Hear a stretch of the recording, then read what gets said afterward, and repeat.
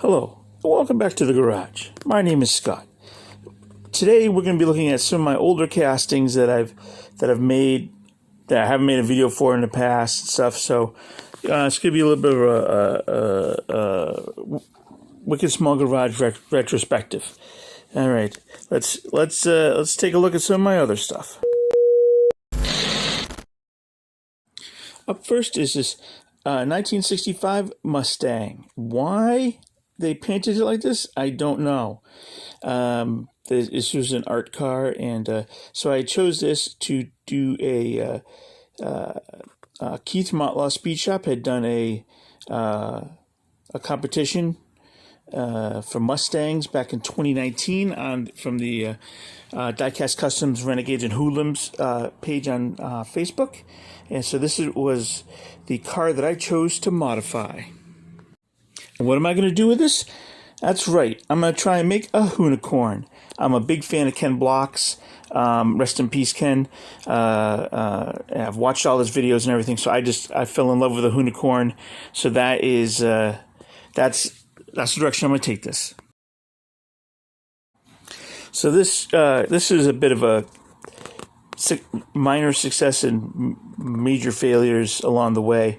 I'd watched several videos on how to do the wide body kit part of the unicorn, and I failed at that pretty miserably.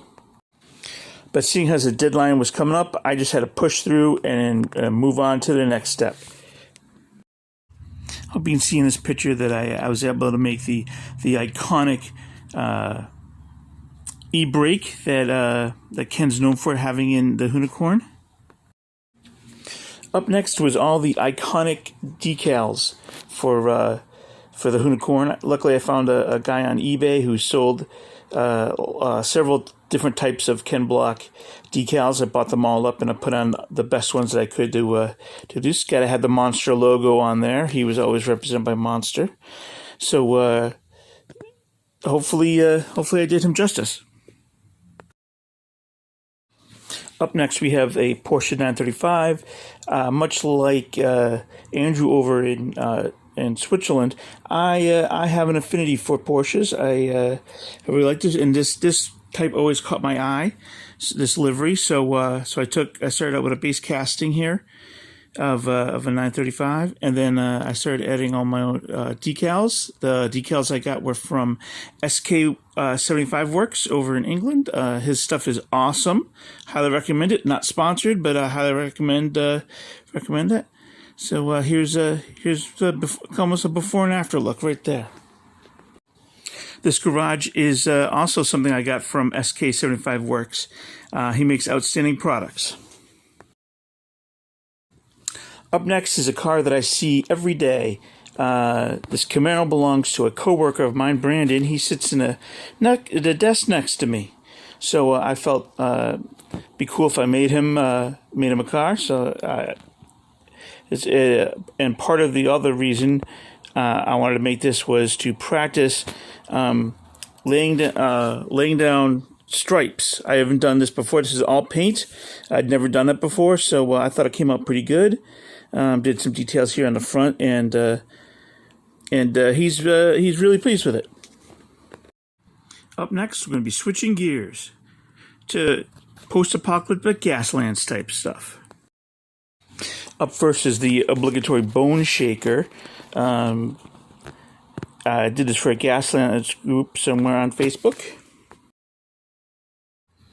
Now, the next several vehicles you'll see, I actually play Gaslands. I take it to different gaming conventions in my area, and so this is a vehicle I've made to participate in some of those games. And the next bunch you're going to see are also created with that vein in mind. So they're not probably the most detailed in that sense, but I tried to do this.